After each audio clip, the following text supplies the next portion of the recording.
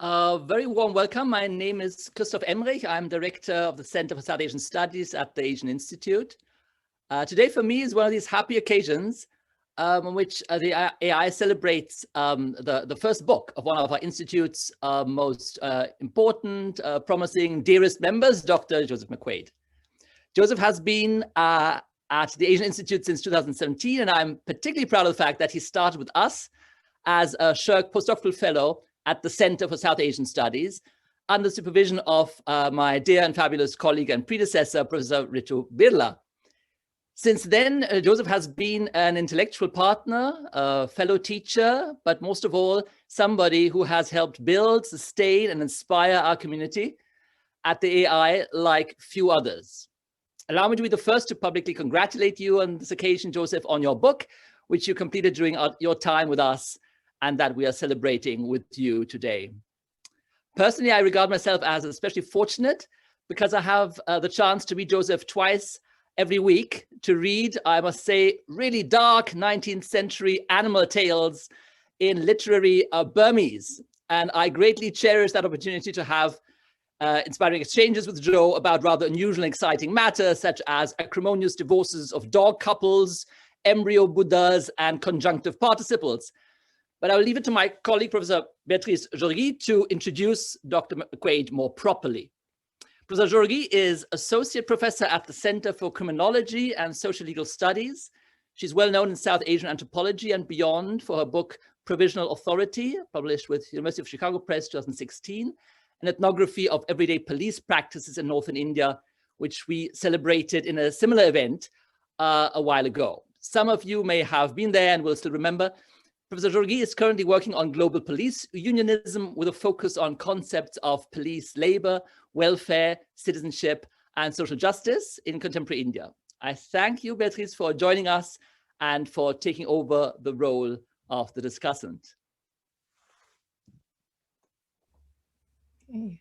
Thank you so much, Christoph. It's truly my pleasure to be here and a delight to introduce Joseph McQuaid, whom I also met when he began as a Shirk postdoc here several years ago. So Joseph McQuaid is currently the Richard Charles Lee Postdoctoral Fellow here at the Asian Institute at the Monk School. He is also editor-in-chief at the NATO Association of Canada and digital content manager for the Monk School's Belt and Road in Global Perspective research initiative, as well as managing editor of the Journal of Indian Ocean World Studies. Joseph completed his PhD at the University of Cambridge as a Gates Scholar, and his dissertation, which examined the origins of terrorism in colonial India from an international perspective, forms the basis of this exciting new book that we're discussing today. And in addition to critical genealogies of terrorism, Joseph is also interested in international relations in Asia and the intersections between environmental studies and post-colonial conflict.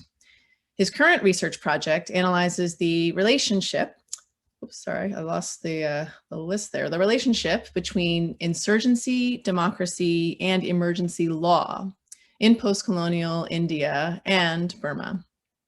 And for all the students, and as Christoph just mentioned, Joe is also a U of T graduate, and fortunately for us, now on the other side of the classroom, teaching courses on Asia and the new global economy, terrorism and security studies in modern Asia, and interdisciplinary research methods in contemporary Asian studies. So we are very, very fortunate to have him here to share with us some insights from his just published monograph. I will now hand it over to Joe to give us some idea of the context and the findings of this wonderful book. Thank you both very much for the very warm and very kind welcome. It is definitely a special delight for me to be able to launch this event here at U of T, which is has been such an important intellectual home, first in the kind of very early interest that led me towards this project as an undergraduate, and then in kind of shepherding it to completion as a monograph, as a postdoctoral fellow over the last few years. I've really enjoyed working with my colleagues here, Christophe and Beatrice and so many others, as well as with the wonderful Asian Institute staff, who I really have to thank for putting this together, especially Dasha, who's been wonderful in organizing all of this. And then finally, I'd also like to really thank the audience for coming to this event today. I can't imagine why anyone is interested in hearing about legal categories of terrorism, insurgency, and sedition this week. No idea why that may be of interest. But that is not what we'll be discussing today, at least not the kind of more recent events. So I will just start with a brief overview of kind of explaining a little bit about how I came to this project, and then walking briefly through the content of the book, just to give a general overview. I know most of you will not have actually read the book at this point, so I want to be sure that I give enough context for everyone, but I will try to keep it brief to ensure that there's also time for questions. So this project really grew out of a central question which kind of emerged while I was doing my master's project. So having completed my undergrad at U of T, I was at Queen's for my master's work, and there I was looking at the revolutionary movement in Bengal from the early 20th century. And so just to give a little bit of context for that, for the audience and for those who may not be aware, most people are aware of the nonviolent non-cooperation movement for independence led by Mohandas Gandhi, but fewer people outside of South Asia are aware of the fact that this movement was also accompanied by acts that were regarded by colonial officials at the time and are kind of regarded today under the label of revolutionary terrorism. And so I was interested in looking into kind of the origins and the goals of this movement. And in doing so, I was also looking at some of the laws that were issued by colonial authorities in order to police this movement. And one thing that I found just in my initial work was what appeared to be an interesting shift in language occurring between the first 2 decades of the 20th century and then moving into the 1920s and specifically the post-World War I period. And so what this shift entailed was really a what seemed to be really a striking kind of emergence of the word terrorism as becoming the primary category used to describe these acts. And so for anyone looking at the revolutionary movement kind of from the 1920s on, it would seem that terrorism was just the logical label that was applied to this. And from our own post 9/11 vantage point, this of course seems to kind of stand to reason, and we tend to, other than discussing kind of issues of freedom fighters versus terrorists, which is a very kind of political discussion that happens with certain movements, we do tend to look at the category of terrorism and use it without really thinking about the longer context in terms of where this term actually first emerged. And so what interested me is that in looking at some of the original documents from the 1900s and the 1910s, the term terrorism doesn't actually emerge very much within the colonial record. It is there, but it tends to be used in a fairly piecemeal fashion and tends to be used in a variety of ways that are not necessarily consistent. Whereas from the 1920s on, we do actually begin to see the consistent application of terrorism as the main category that's used to describe nationalist revolutionaries within India. And so this was interesting to me, and the first thing that I wanted to determine was whether this did actually represent any kind of real or tangible trend, or whether this was simply kind of a coincidence in terms of the documents that I was looking at. And so this is something that I delved into further during my doctoral research, looking at specifically the kind of language that was used both in newspapers, in government documents, in speeches, and in legislation that was passed to describe the revolutionaries. And I did find that those early kind of suppositions regarding this shift in language did seem to track within the broader archival record. And so this was kind of, so this led me to feel that there was something to this and that this was worth investigating further. And so one thing that I found that was particularly interesting and which serves as a bit of a useful hinge within the book that kind of divides the book roughly from kind of the earlier period where terrorism is not used as much to the later period, is this discussion surrounding a 1924 law that is passed in Bengal in response to the reemergence of the revolutionary movement following the First World War. And I'll briefly walk through the context of this more specifically in terms of the facts of the case, but just in terms of kind of situating this this interest in this emergence of terrorism as a category. I just wanted to describe what I found in terms of this very specific instance where there was this passage of a law in 1924, which I had looked at the initial law, and it was using the term terrorism basically consistently throughout as the primary way of referring to revolutionaries. What was interesting, though, is that when I kind of dug further and looked into earlier drafts of the law and of the speech accompanying it, the term terrorism actually didn't appear at all. And so what I found was within the correspondence between the Viceroy of India and the Secretary of State is that in the initial drafts, the term terrorism hadn't been used. The revolutionaries had been referred to as revolutionaries, but the Secretary of State in editing the speech had underlined the word revolutionary and written terrorist over top, and had kind of encouraged the Viceroy to make this change in language. And so the Secretary of State doesn't explicitly spell out why he's doing this, but the Viceroy writes back to him indicating, to paraphrase basically, that personally, I think, in his words, personally, I think that the term revolutionary is more applicable to this movement. However, I recognize that the term terrorism will make this easier for you to convince our colleagues back home within the British Parliament of the necessity of these measures. And so based on this, he accepts the recommendation to make this change.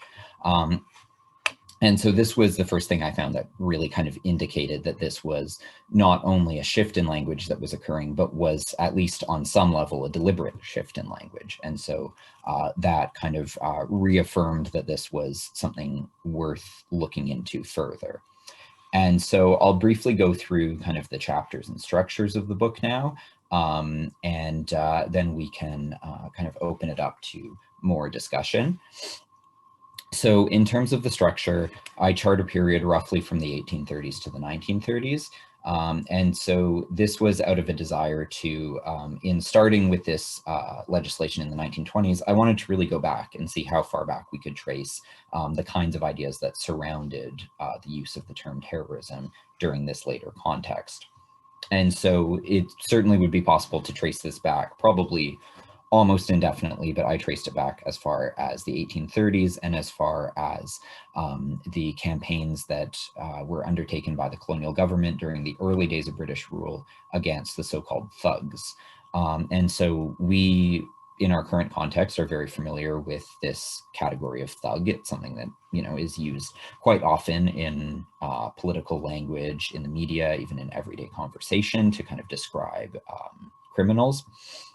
But the term thug actually has a very specific Indian context, and it was used to describe what the British viewed as an Indian-wide conspiracy of ritual stranglers who worshipped the goddess Kali and belonged to a specific underground secretive movement that would murder travelers and then rob them.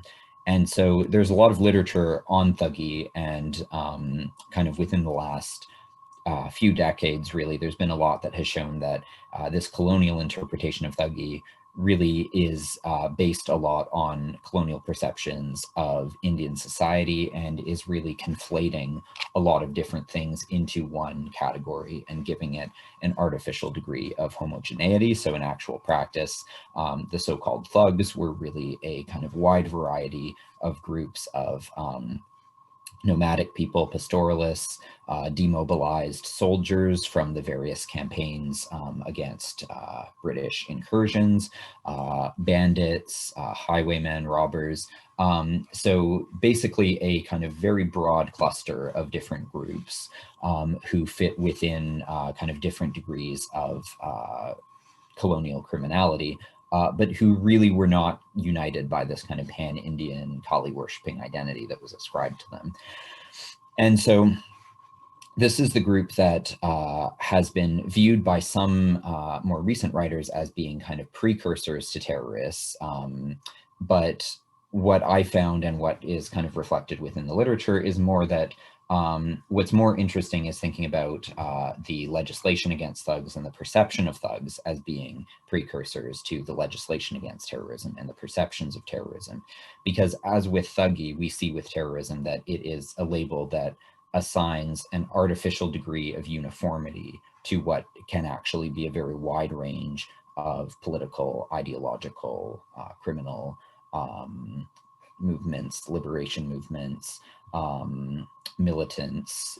There is a wide range of activities that are kind of clustered into this one term terrorism, but the term terrorism then carries with it all of these connotations that gives the illusion of referring to a single category that can kind of be described, and that is kind of sharing specific features within a wide range of contexts, when actually when we go kind of further into the histories of any individual terrorist movement, we find that there is, of course, a lot of variety in terms of their aims, objectives, strategies.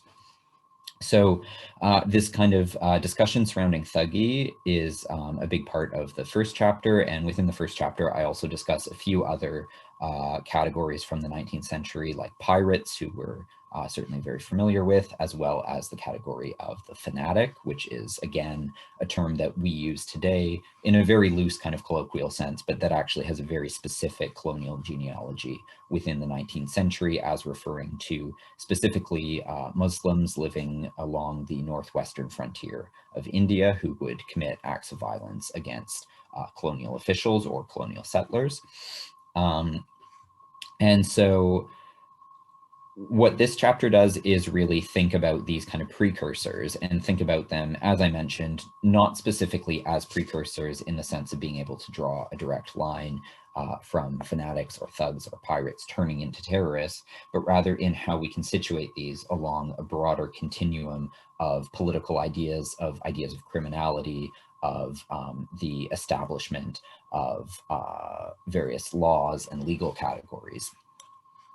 So in chapter 2 then, the book moves into the early 20th century, and that's where I discuss this idea of propaganda by deed, which is the way that what we now refer to as terrorist attacks, so bombings against either government officials or public places or individuals. During the early 20th century and late 19th century, these were referred to usually either as propaganda by deed or as anarchism. And so in chapter 2, I look at this category and I look at how it relates to the situation within colonial India and specifically within colonial Bengal, because this is really where we see the early revolutionary movement emerging. It's emerging initially in response to the partition of the province of Bengal in 1905, which is conducted to divide the province along religious lines, kind of in a precursor to what would later happen in 1947. But with partition, there is a large backlash to it. People within Bengal see this as an attempt of colonial divide and rule. And so this sparks a major anti-colonial movement. And within this are elements that kind of form the kernels of what would become the revolutionary movement in Bengal. And so just like what we see with so-called propaganda by deed or anarchism in Europe, we see that people here are using bomb attacks against public places and government officials, primarily as a means of conveying a political message. And that's where this phrase propaganda by deed comes from. So there is the actual attack itself, but what is important and what makes it different from another type of attack like a murder is the desire for this to serve as a kind of propaganda that would be picked up within the press. The mass press is a relatively new thing at this point. This development of a public sphere of readers who are engaging with current events through the press is something that's been developing over the course of the 19th century, as well as before, but really kind of picking up, especially in India during the 19th century. And so what we see in looking at the writings of many of these revolutionaries, as well as of nationalists writing about the revolutionaries, is this recognition that the bomb attacks being carried out are not being carried out for their own sake, simply to kind of remove specific public officials, but they're actually being carried out as a means of raising awareness of the anti-colonial cause.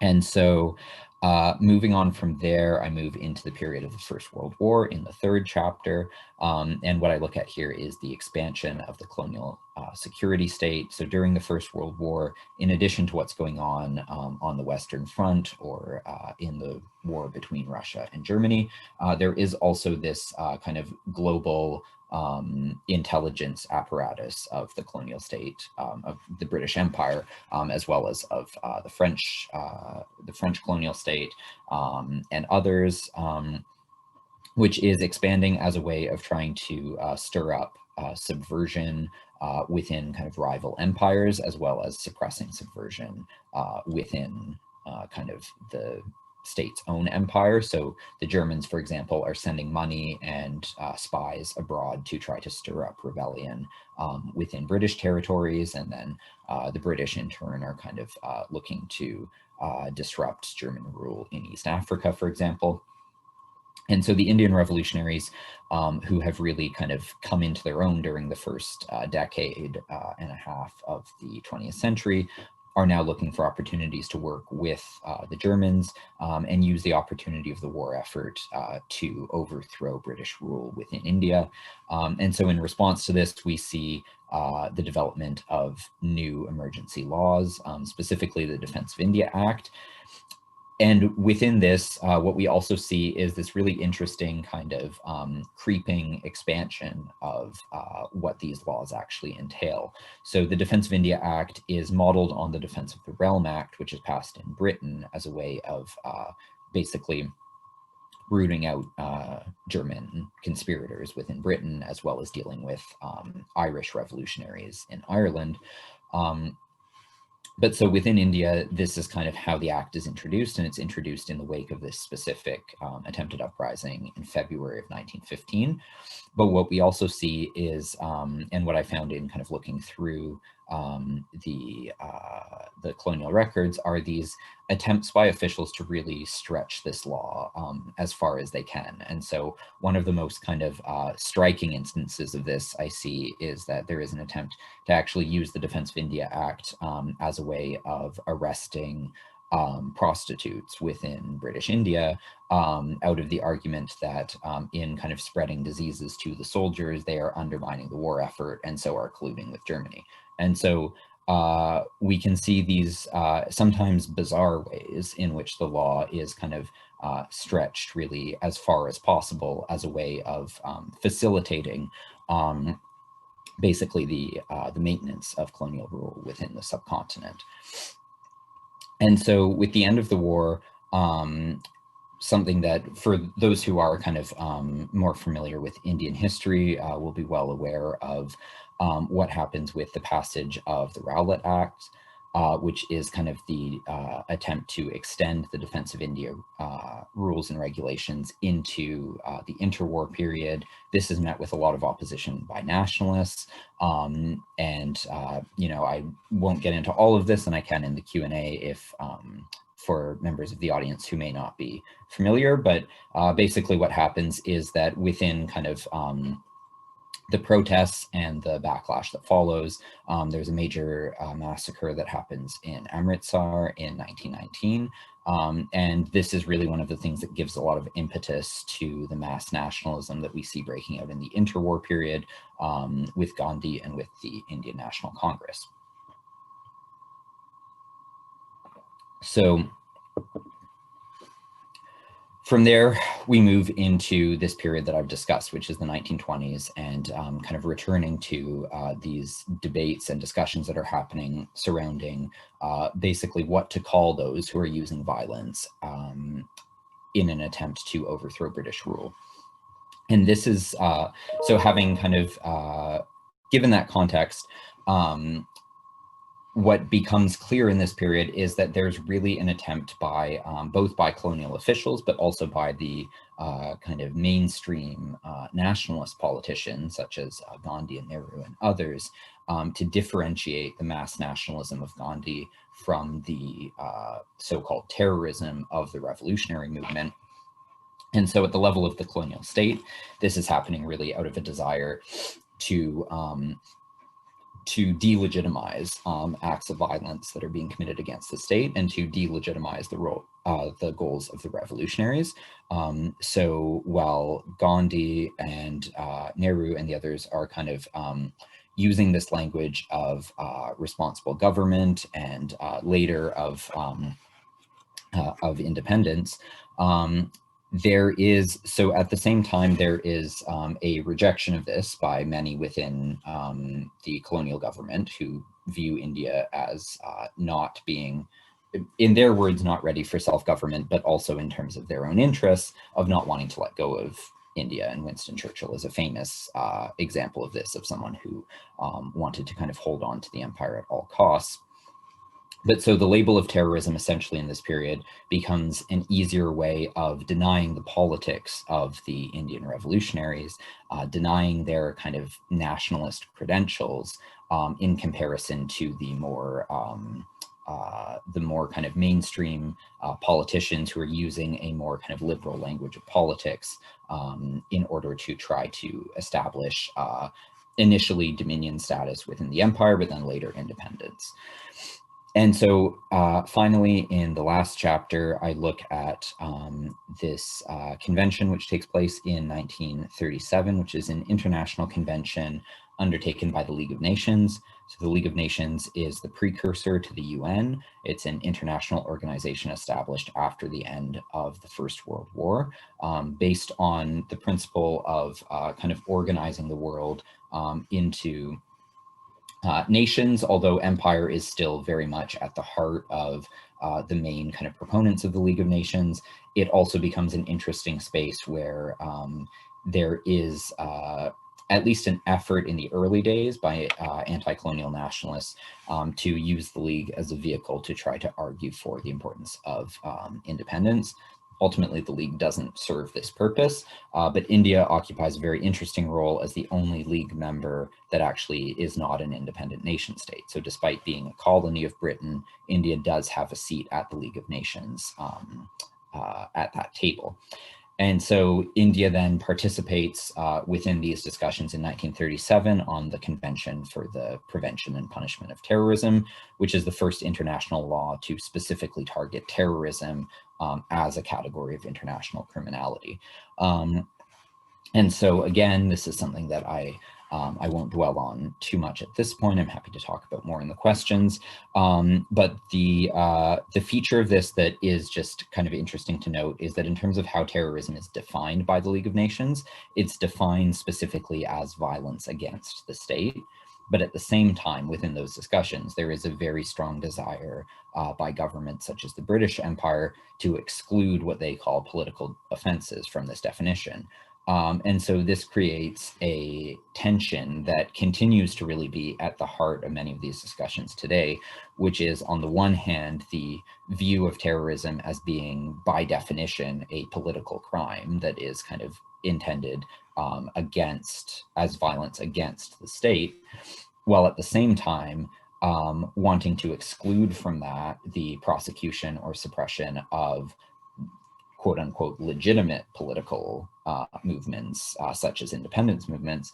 And so this kind of tension then between terrorism as a political offense by definition, but also as excluding political offenses in the name of political amnesty kind of remains at the heart of some of these tensions surrounding the term today. So I'll leave my comments at that for now. Hopefully that has given at least a sense of kind of some of the arguments that I explore within the book. And now I'm happy to discuss this further with Professor Jorgi and with the audience as well. Okay, thank you, Joseph. And I do have a few remarks on my own reading of the book, which I'll share briefly. Although first, I do just want to remind audience members that if you have any questions or comments, please put them in the Q&A section rather than the participants chat, which has been turned off. There are already some in here. So in the Q&A. So again, I'll try to be brief, which isn't easy since this is, I think, just such a provocative and necessary intervention, especially in this moment where, you know, an indefinite global war on terror has, I think, become entrenched in our consciousness in a way that, I mean, it seems, you know, in some ways to receive very little attention, even not really even much more than passing mention in like everyday news stories and dialogues today, even as it's still ongoing and devastating on multiple registers. So as Joseph says in his introduction, considering the colonial roots of discourses and practices around terrorism is in itself nothing new, but I think what his analysis adds to extant critiques is not only that, you know, this fresh and I think very nuanced account of how terrorism and terrorists as figures were constructed through legal frameworks of emergency in the late 19th and early 20th century in South Asia. But he also gives us this conceptual framework structured around what he calls the colonial prose of counterterrorism. And by association, prose of counterinsurgency, which is something I've written a lot about myself. And this choice of the term prose, which of course, you know, refers to language in its ordinary usage, is especially apposite for critiquing that which has become normalized, naturalized, indeed hegemonic, or socially dominant, as well as, of course, politically domineering, specifically through forms of political communication. And that's what I think is really the great value of this book and its analysis, is the way that it deconstructs and lays bare the various ways in which statist violence and oppression have worked through and as communication, especially through what some scholars have termed lawfare. So this book's analysis of the legal logics and political communication around revolutionary violence in colonial South Asia, I think, has enormous implications for understanding all kinds of analogous institutions and ideologies in other world regions and time periods besides the one that it covers, and certainly has the potential to make significant contributions to ongoing debates in multiple disciplines. And just to invoke one example, while I was reading this book last month, I was also reading another new monograph by an anthropologist and lawyer who some of you may know, named Darrell Lee. He just published his ethnography of mujahids, or jihadist actors from various countries who fought alongside Muslims in Bosnia-Herzegovina in the early 1990s. And as part of his analysis, he has this devastating critique of the knowledge sphere of so-called terrorism expertise and its basis in racist and imperialist logics. So Joe, I don't know if you've heard of this, but I highly recommend it. In fact, I wish we could have had both of you together in conversation, but in any case, of course, there are also other current events, which Joe alluded to, not least this week's storming of the US Capitol, which, you know, we might want to think through in some of the ways that he's critiquing the shifts in language. We probably, many of you probably saw, you know, there was this immediate kind of run to say it's domestic terrorism, don't call them protesters, right? In an almost kind of righteous and indeed in many ways frustrating way, you know, modifying the word terrorism with domestic, which of course also points us toward, you know, those so-called terrorists who were unmarked, right? So who becomes a terrorist and how? This is all to say that this book is not merely timely, but I think also poised to be part of a vanguard movement in knowledge production that could dramatically shift how both scholars and policymakers understand ongoing transformations in global and also regional power relations. So it's such a rich analysis. I have tons of comments and questions, but I'll just, in the interest of time and in the interest of opening up a broader discussion, and I see we already have more questions here, I just want to ask one question. It's a bit too big, but it's based on my reading of the text, and I hope will reflect and perhaps inspire some other questions and comments among the audience members. And it has something to do with what Joe discusses early in the book in chapter 2, which he mentioned. He theorizes what he calls propaganda by bomb, and conceives this as something analogous to, but also distinct from the so-called propaganda by deed that was associated with anarchists in various parts of Europe and Fenian revolutionaries in colonial Ireland at the turn of the 20th century.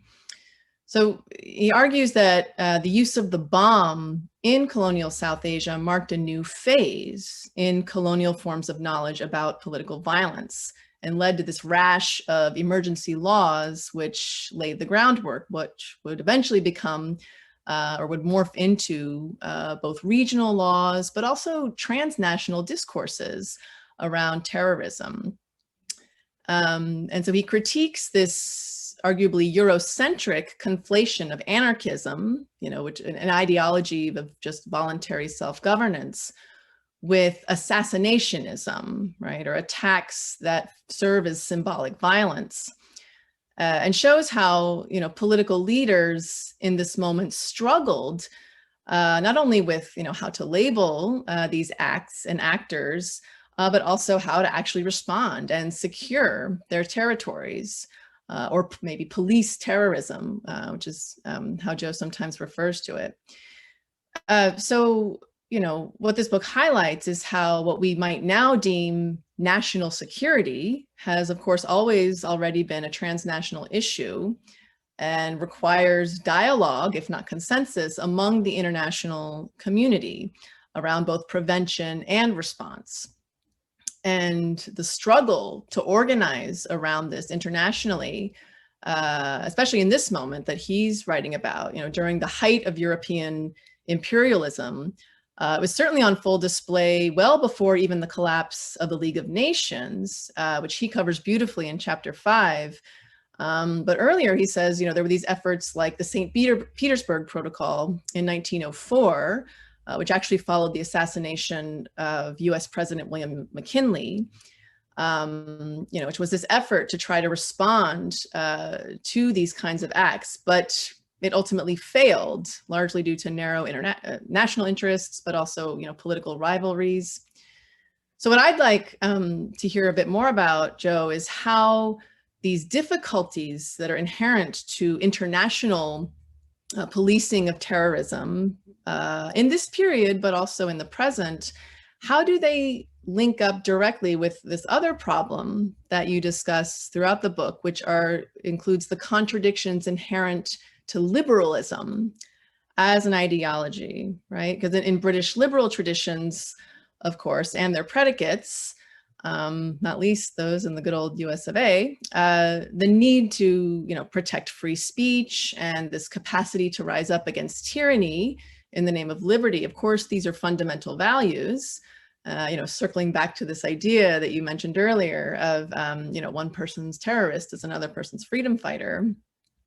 But so we want to leave this space for dissent and protest, at the same time that we want to sanction these acts, not only for their so-called murderous outrage, as was sometimes the label of the law, but also for their violation of values that we hold dear. So how do we square these kind of intersecting circles of liberalism and its appeal to rights with what some might deem the universal project of human security, which now very much dominates UN discourses and practices as this kind of integrative approach to addressing not only the threat of terrorism, but also its intersection with everything from pandemics, global poverty, even to things like climate change. So huge question. By the way, I teach a whole course on this. I don't expect a neat answer, but I just wanted to put that out there. And Joe, maybe give you a minute, and then I'll relay some of the questions from audience members. Sure, thank you. Thank you so much for, I mean, first just for reading it, but also for the great commentary and the great question. Yeah, I mean, I'm not sure how much I can do in a minute, but yeah, it's this is really a central tension, and I mean, I think that it's so to begin with, I think that first, just recognizing how far back this tension goes is useful, because this is, you know, a lot of our discussions surrounding, you know, there is so much discussion today of free speech, usually in a way that's totally kind of decontextual and ahistorical. Like, so first, it is just so important to really ground these ideas within their context. And this is why I think that this period of kind of the roughly the mid 19th to the mid 20th century is such a formative period for a lot of these ideas. And so what we see in terms of these tensions between how to provide space for dissent while also preventing the commission of you know, actions that threaten human security, as you kind of framed that, it is definitely a kind of central underlying tension. And the problem too really rests on the kind of, any of these international efforts can only happen by definition through international collaboration, but that's where you also get competing state interests. And so, you know, it's not that controversial in the US or Canada to, you know, say that China is kind of misusing the label of terrorism as part of its suppression of the Uyghurs in Xinjiang. But then, you know, on the flip side, China will say that, you know, North America then is kind of similarly misusing this as a label to advance their own foreign policy interests, their own kind of secure of oil and of trade routes and of other things that are important for their broader international interests. And so within there's an inherent tension where as long as these kind of conversations rest on international agreements, and as long as these kind of competing international interests exist, which is forever, it's very difficult to actually establish any kind of universal framework other than, and so this is one thing that I do find interesting within the work that I was doing for the League of Nations, and that I actually found a bit surprising, is that to some extent you do get some agreement, and that agreement really comes in that definition that I described, which is how the League of Nations defines terrorism as violence against the state. And so this is something that these various states, from Latin America to North America to Europe to the Soviet Union, do agree on, which is the idea that terrorism is violence basically that threatens their own kind of internal stability and their own claim to be able to secure their own borders, essentially. And so this is something where, you know, within the literature on internationalism in this period, we often see kind of these 3 or 4, or however it's divided, but competing internationalisms. You have the liberal internationalism of the League of Nations, you have Soviet internationalism, you have kind of fascist anti-internationalism, which becomes a kind of fascist internationalism, and then you have anti-colonial internationalism, and possibly others, but those are kind of 4 that come to mind. And so what's interesting within these discussions is that this kind of, there does seem to be at least kind of that kernel of agreement on terrorism as being violence against the state, but then where that immediately the feet get cut out from under that is with this desire to also ensure that terrorism against the state is still kind of possible through this notion of political offenses. And so then it becomes kind of a discussion of who is acting politically versus who is acting kind of apolitically, but still with the intention of overthrowing the state. And that ultimately comes down to a matter of, are the people who are trying to overthrow the state trying to overthrow your state or your enemy's state?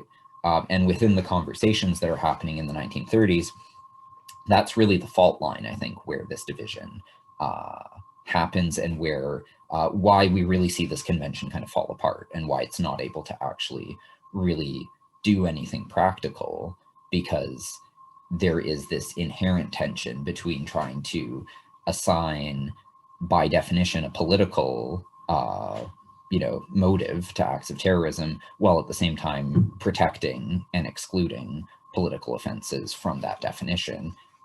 It essentially becomes impossible, at least during that period. So, I mean, that didn't answer your question, but I mean, that's at least maybe kind of a starting point, and maybe something we can discuss further. Definitely. Some might say an impossible mandate. Yeah. Great. So we have a lot of questions now popping up in the Q&A. So I'll do my best to cluster and cover everything. I'll start with, there are a couple of questions specifically about the connections between the British use of terrorism and Indian colonial law with what was going on in Ireland at the time, which I know you do cover to some extent in the book. So you want to talk a bit about that, Joe, and then we'll... Sure. Yeah. Thank you. Yeah, this is it's a really great question. And I mean, it's certainly, for those who are posing it, you're in good company, because that was actually kind of the first thing that I was interested in when I started this research. And I initially intended the project to be a comparison between colonial anti-terrorism laws in India versus Ireland. And so the book does still contain some discussion of that, and some discussion of how these things kind of migrate in both directions, but ultimately, in terms of being able to really kind of keep the project feasible and focused, I wasn't able to kind of fully go into the Irish examples. But there certainly are important comparisons, and I think that it certainly is not a coincidence that the kind of the really strong desire to depoliticize the actions of Indian revolutionaries comes in the wake of the Irish War of Independence against Britain in the just after the First World War. And so, I mean, there's kind of two levels to the relationship between India and Ireland when it comes to this topic. So the first is at the level of the revolutionaries themselves. So did they see their projects as similar? And the answer to that is that in the case of the Indian revolutionaries, they absolutely did. They many of them were reading Dan Breen's book. I think it's called My Fight for Irish Freedom, his kind of memoir. They were reading other Irish literature. In 1930, a group of Indian revolutionaries organizes themselves under the name the Indian Republican Army, or the IRA, and they launch an attack on Easter Sunday, which of course has no significance, or no real significance within Bengal, but has obvious significance in terms of this being almost an homage to the Easter Rising in 1916 in Dublin. So in that direction, yes. In terms of the colonial officials, again, there certainly is a lot of reference to in kind of both directions. So in the case of the policing of Indian revolutionaries, the Irish example is kind of used by both factions. So by those who say that stricter laws are needed, they basically say if we had had stricter laws in Ireland, then we would have held on to it. And for those who say that more kind of concessions are needed, they say if we had granted more concessions in Ireland, it wouldn't have escalated to the point it did. So the Irish example gets kind of deployed in both directions there. And then in terms of ideas moving in the opposite direction, a few examples are this word of the thug. This gets kind of migrated into the Irish context, and so Irish rebels and politicians are referred to as thugs, which is a specifically, as I mentioned, Indian word. And the same goes for fanatics. So some of the Irish are referred to as political fanatics. And again, this is a word that has a direct genealogy to India. So, I mean, I'm not sure if there was kind of a more specific question regarding that, but just in terms of kind of what are some of the broad strokes of that kind of relationship or how these things are connected to each other, those are just a few of the ones that I highlight in the book. I think certainly there are more. Michael Silvestri has written on this a bit as well. So for those who are kind of really interested, I'd encourage you to consult his work. And I mean, I'm sure there is more to say on it as well. Okay. So there was one kind of general question about whether there's an accepted international legal definition of terrorism today. So I'm going to pose that, but then also a second question related to how, a couple of questions, I think, which I'll try to merge, related to how terrorism is also legally and politically handled in South Asia today, since independence. So people are asking, how does it shape the way that protests, and as we've seen recently, like the Citizenship Amendment Act protests, for example, how do ideas of terrorism impact that? And there was one question from Shivaji Mukherjee specifically asking about how terrorism is defined specifically in terms of the use of violence against civilians versus against, state actors, assassinations, even state property. So if you could kind of think through with us those two questions. Sure. Yeah, so I mean, just to start with in terms of an international definition, I mean, so there are a few, so there's not kind of one that everyone uses. There's kind of like the UN will have one, the US will have what, like, so there are a number of kind of national and international ones. Probably looking at the UN would be kind of the closest that you would have to an international one. And interestingly, that the kind of establishment of that category does really kind of build on the debates that happened in 1937 with the League of Nations.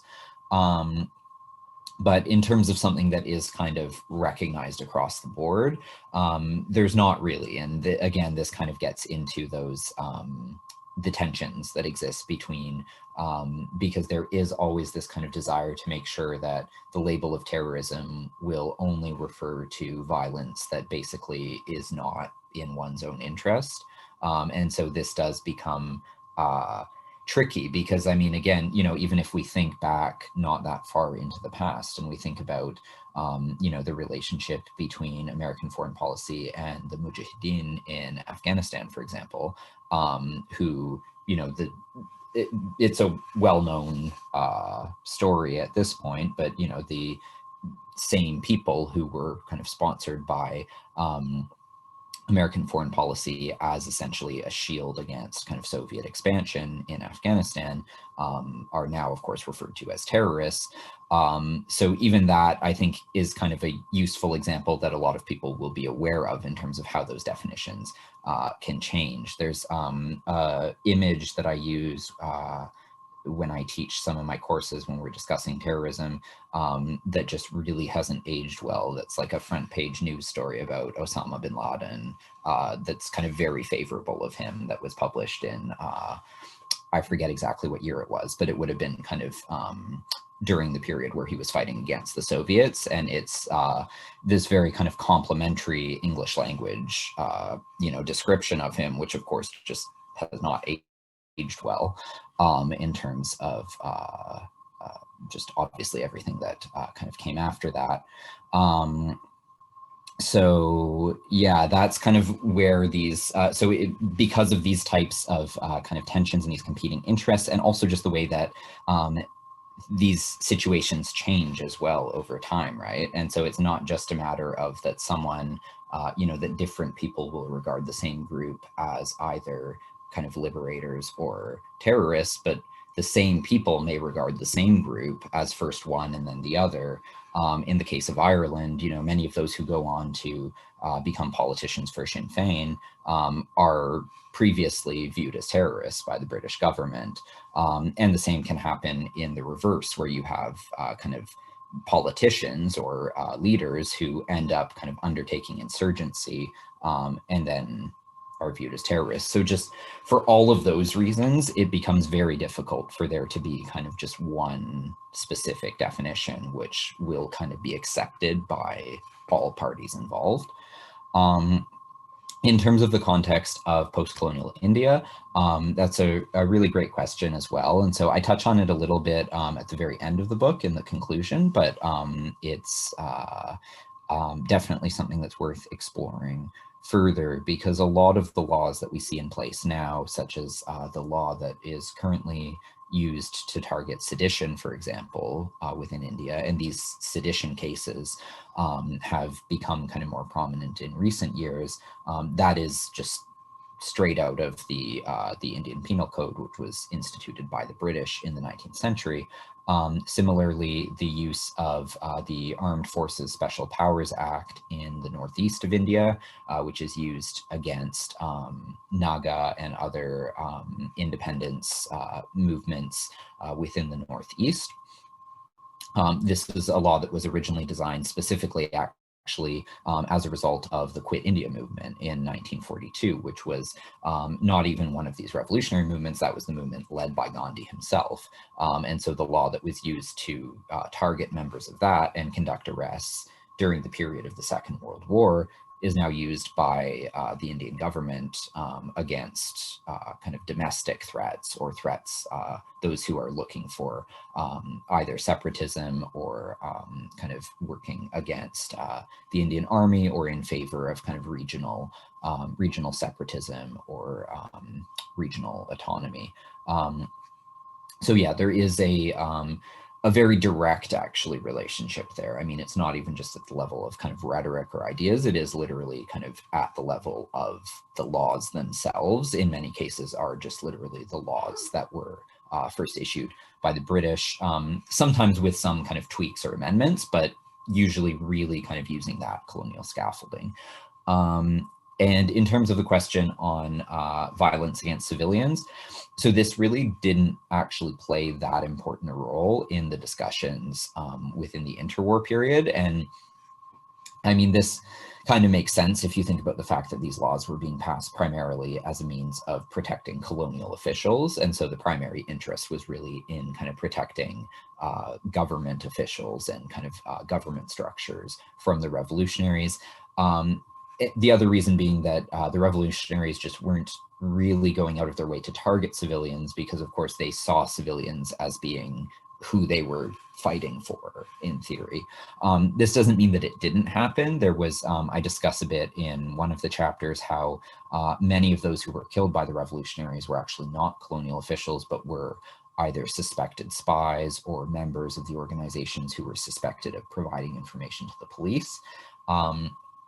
So it's not that these people were not, victimized by this. And actually one of the most high profile attacks, the assassination attempt on Lord Hardinge, actually the only person who died in that attack was his attendant, who was holding the umbrella over him when the bomb was thrown. So certainly civilians do die in these attacks, but in terms of the passing of colonial laws, the priority is really not with viewing terrorists as attacking civilians. It's really viewing them as kind of anti-governmental forces. Okay, I'm conscious of time, and we have been told that we can go a few minutes past if 5 o'clock if people want to stay. So I had one cluster of questions I was going to try to group up, and then we'll just see where we are after that. So there were a couple of people who were asking about how different kind of typologies, you could say, of terrorism have come up, or maybe we could call it like the politics of adjectives or modifiers related to what I mentioned earlier about specifying something as domestic terrorism or otherwise. Someone asked, when did we start seeing a separation between how we view and deal with different, say, forms of terrorism, be it insurgency, revolution, non-political, eco-terrorism, criminal or cult terrorism. And then relatedly, there was a question of perhaps if you could discuss how your work might lead to a reimagination of the concept of terrorism in ways that can avoid really problematic terms like domestic terrorism, which reinforce, of course, the unmarked, who gets assumed to be the terrorist. Sure, thank you. Yeah, that's really great. So in terms of the question regarding kind of the modifiers like domestic, eco, so that is really, so I think that that is happening in the Cold War primarily. So this is kind of moving outside of what is actually discussed in the book in moving into the Cold War. But in terms of kind of what I have encountered with it, it really seems to be during decolonization, as well as during the kind of polarization between the kind of US and Soviet blocs during the Cold War, that we see things like communist terrorist becomes used. In terms of eco-terrorists, that those would really kind of emerge with kind of environmental movements which come about later. So some of these modifiers are, I think, responses to kind of genuine shifts that are happening in terms of kind of what the objectives of some of these movements are, although of course they are all still kind of clustered within this broader labeling process. But in terms of when there started to be these modifiers, in terms of what I've seen, it really would be in the Cold War period. And so there's a really great article by Philip Deary, which is about the Malayan Insurgency. And so he really traces the language there and shows how the term communist terrorist was kind of deliberately used on both counts, because what it did was kind of first situate the struggle within the Cold War. So by adding communists to the label, this meant that this would immediately be intelligible as not just a kind of British imperial struggle, which could maybe not be as kind of favorably looked at by the US, who were sometimes critical of Britain's desire to hang on to empire at all costs. So by adding that label of communist, that kind of brought that insurgency into that kind of dynamic, that bipolar dynamic between capitalism and communism, while also kind of that label of terrorist as opposed to revolutionary was then kind of serving those same kind of functions that we see both before and after, of kind of denying it as being, rather than communist, revolutionary, which could be, something that people with left-leaning sympathies might be more inclined to tacitly support or see as having some merit to it, even if they weren't part of the movement.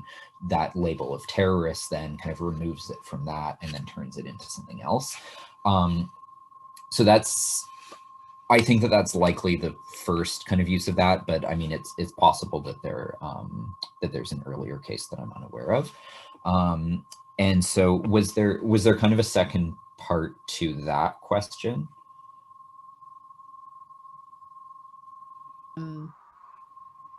No, I think with the civilians issue, no, I think that mostly covers it. There's, I guess there's just one more that I'll just read because it's pretty specific, but it asks if you could elaborate on the usage of the Defense of India Act, which I know you do mention early on, in colonial India and Burma, and whether it was used to deport other categories of offenders as part of the colonial state's expansion of security and intelligence. The person asks because they see some interesting overlaps in Burma's naturalization laws from the 1920s, where there was reference to the Defense of India Act and how it was used to reject naturalization applications from Germans, Austrians, and Ottoman subjects apparently already resident in Burma. So if you could just speak to that. Sure, thanks. Yeah, that's a really great question. So I will also return, because I realized that there was also the question of kind of how to reimagine.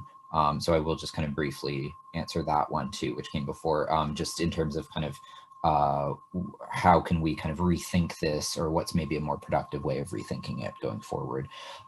So I mean, there are kind of, I think that there are two arguments that can be made there, and I will be brief because I know we're over time, but essentially we can either drop the label entirely or we can apply it more kind of across the board in terms of specific analytical features rather than the more kind of political labeling of it being violence that is against us. And so in terms of, I know that there are those who are kind of in favor of just dropping it entirely. And I think that, you know, there's certainly an argument can be made for that. I mean, the difficulty with dropping it is then you will need something ultimately to kind of replace it.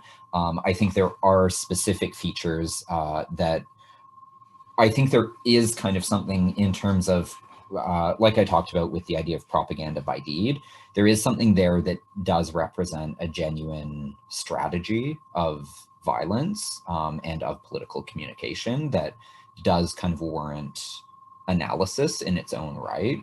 The danger with the category, I think, is more in the way that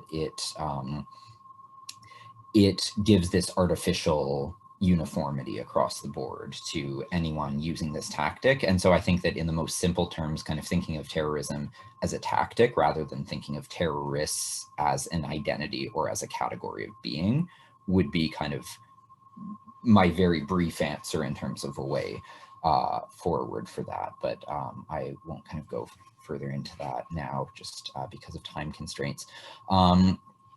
And so in terms of this other question regarding the Defense of India Act, it's a really great question. I wonder if maybe that would be worth following up with. So if the questioner would like to send me an email, if you just look me up on the faculty page, you can get my email, and I'd be happy to talk about that more in depth, because I think it is fairly specific, and so it may not be as relevant for the others, but it is really interesting, and I do really want to talk about that further. So that would be great if you wanted to reach out to me, and I'd be more than happy to carry on that conversation. Perfect. And as with all great books, this generates so much conversation, in many ways, so many more questions than answers. So I do encourage everyone to pick up your copy if you haven't already ordered it.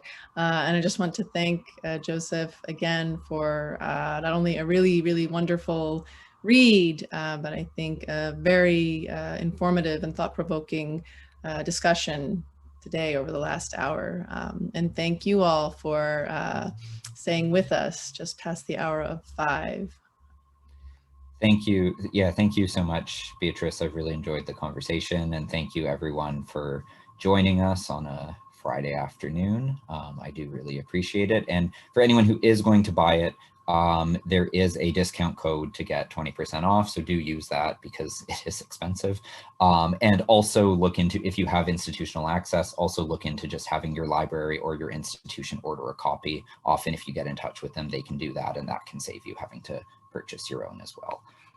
And for those who are based out of South Asia, sorry, just one more thing, but there is a South Asian edition coming. And so for those who are based out of South Asia, I would also just encourage you to wait for that, because that will be published in India itself. Okay, great. Thank you, everyone. Thank you.